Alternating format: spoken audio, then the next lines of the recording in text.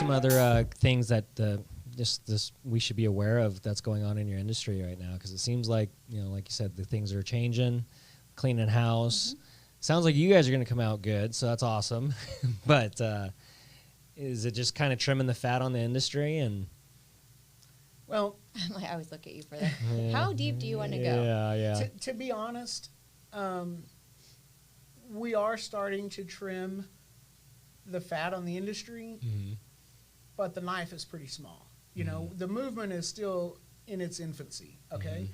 But at least we have vision now, and we have a plan to make a bigger difference going forward. But recently, within the last couple of years, there have been a couple of major actions brought on by the federal government and the regulatory industry, either the Federal Trade Commission or the Consumer Financial Protection Bureau, which are both federal agencies that protect consumers, have taken some pretty big actions against some of the larger players in the industry. And so that was, the first shots have been fired towards reform. And now we're just waiting to see, both of these cases that come to mind haven't been resolved in court yet. They're still pending, open, ongoing litigation and things like that. So it's going to be real interesting to see how those cases get resolved ultimately and how that affects the industry. So yeah, we're excited, but it's not like we're at the point where we're going to see wholesale change by the end of 2022. It's right. not that fast, but we are at least headed in that direction, even if it's only smaller steps for now. And that is still exciting. Takes a while to turn a big ship. It does. Exactly. And what I liked about the group how we met was those of us that are like, just what's worst case scenario look like? Like what are the rules?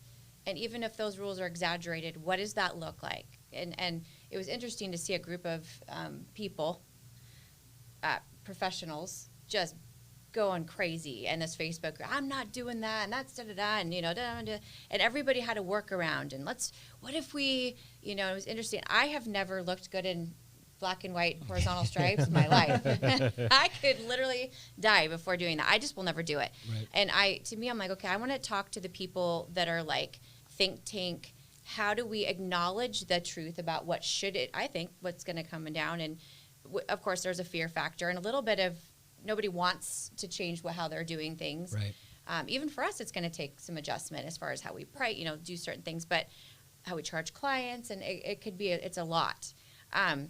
But I feel like those of us that are in that, let's run towards it. Mm-hmm. Let's figure out how to not make it a 24-month transition. If we can make it a 6-month to a year transition, what a great marketing. Besides the fact that it's just ethical to do so, if you're the only 3 companies in the nation that are doing it, like, hello, Mm-hmm. It always bears fruit to do the right thing. That's kind of my philosophy. And if it doesn't bear fruit doing the right thing, you're doing the wrong thing. You're in the wrong situation, wrong industry, you know. It's always the right thing to do the right thing. Absolutely. Yeah. That's huge. So, what do you think? It's We're going to stay in this thing? Are we going to stay in this business? We're here.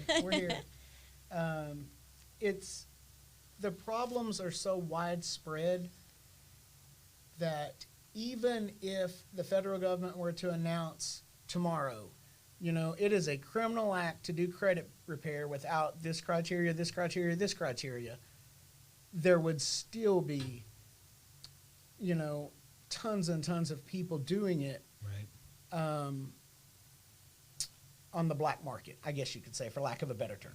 They would still be doing it, just promoting themselves through word of mouth or through social media or whatever. And it's what's going to happen is the problem is so widespread that they can't come in. The regulators can't come in and go to this city block and shut down this guy that's doing credit repair out of his house, and then go one block over and shut down this other guy who's working out of his mom's basement.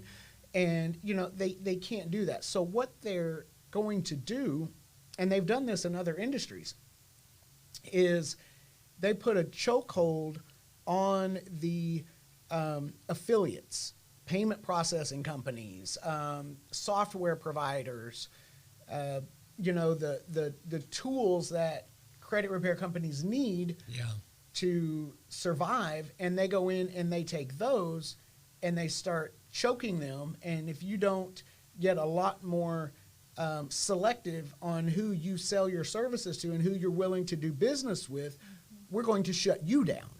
And that's where we're headed. And recently already credit card companies are like, wait, you're with Credit Repair and you got to go through the ringer to get approved to even run payments. Right. And then the payments are, the rates are outrageously expensive. And so recently there's been an action against one of the largest credit repair software providers. And that's, a big warning shot to all of these companies that offer, their services to enable credit repair businesses to operate. Is, we know there's, like I said, there's too many of you to go after one at a time, but there may only be 10 major players that support all of these. So we're going to put real pressure on you guys until you stop doing business with anybody who's got $1, Wow. And that's, but in doing that, it makes things a lot more inconvenient for companies like mine and Tiffany's, because now we have to unnecessarily go through all this red tape and all of this stuff. But we still wouldn't change it. Yeah. Even if it's I'm just kidding. even if some of it is it. more It's been a lot. but yeah, no. But hopefully it's going to work, Yeah. and it's going to weed out the bad players, and the ones that survive will have proven that they deserve to be in the business, that they're actually doing things the right way, and they're helping people that need help. It's huge.